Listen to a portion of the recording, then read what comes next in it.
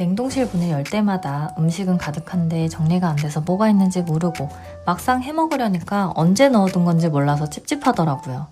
냉동실을 정리하고 싶어도 막상 어디서부터 손대야 될지 좀 막막하고 큰맘 먹고 정리했는데 며칠 지나고 나면 다시 어질러지더라고요.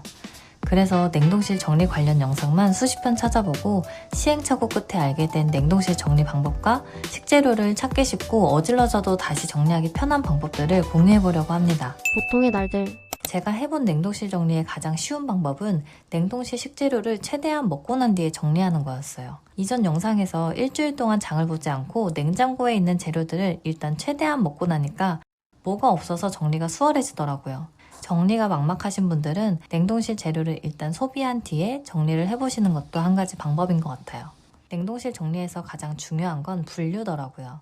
음식과 식재료들이 여기저기 섞여 있으면 필요한 재료를 그때그때 찾기 어렵잖아요.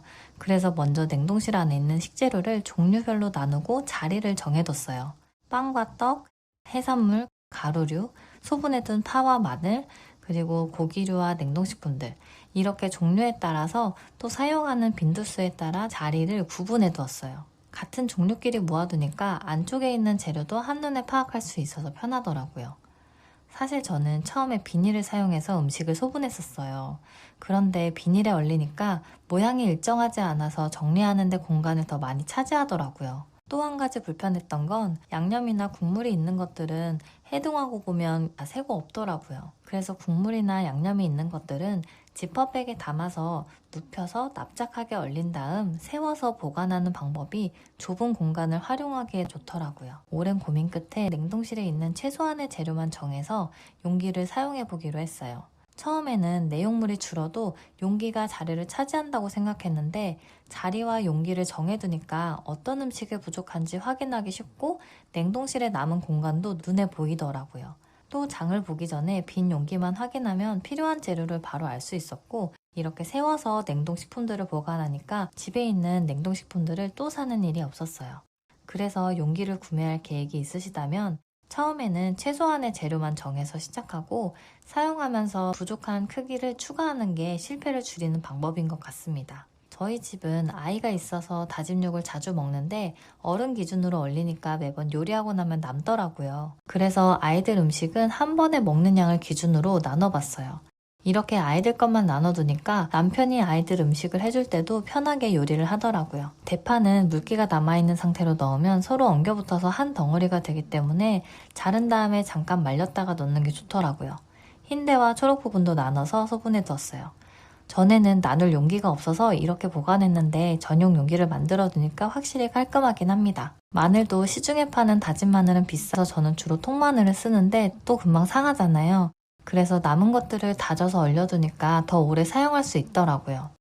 찾아보니까 이 다진 마늘을 통째로 넓게 얼려서 칼로 자른 다음에 일반 냉동 용기에 옮겨 닦는 방법도 있더라고요. 그래서 칸칸이를 사기 전에 이 방식으로 해봤는데 이걸 칼로 자르려니까 너무 힘들고 위험하더라고요.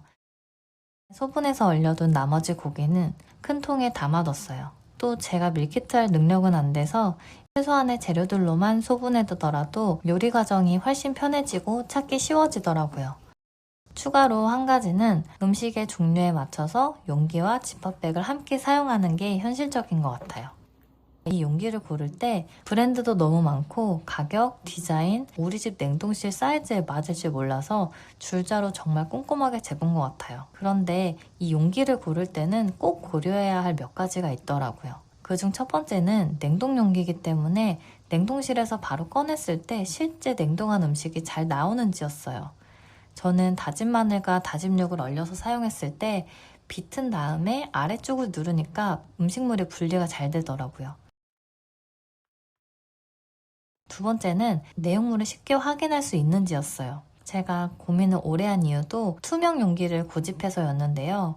투명 반찬통도 냉동 보관해 두니까 성에가 껴서 안 보이는 건 똑같더라고요. 그래서 기존에 집에 있는 반찬통과 컬러가 비슷한 제품으로 골랐습니다. 모양은 좀 다르더라도 컬러를 맞추니까 통일감이 있어서 정리된 느낌을 줄 수 있었어요. 세 번째는 식품이 닿는 용기이다 보니까 BPA 프리나 안전에 관한 여러 가지들도 고려해야 했어요. 최소한으로 구매해서인지 사이즈가 좀 아쉬웠습니다. 막상 음식을 넣어보니 통을 좀 더 큰 통으로 구매할 걸 하는 아쉬움이 좀 있었어요. 이번에 냉동실을 정리하면서 느낀 건 우리 집에서 자주 먹는 음식이 어떤 건지 확인하고 종류별로 자리를 정하는 게 먼저라는 점이었어요. 자주 사용하는 재료가 잘 보이게 넣어두니까 냉동실 안에 어떤 음식이 있는지 훨씬 쉽게 확인할 수 있더라고요. 또 장을 보기 전에도 있는 재료를 확인하기가 편했습니다. 냉동실은 또 다시 어지러지겠지만 버리는 음식을 조금이라도 줄일 수 있는 냉동실을 만들어 보려고 해요.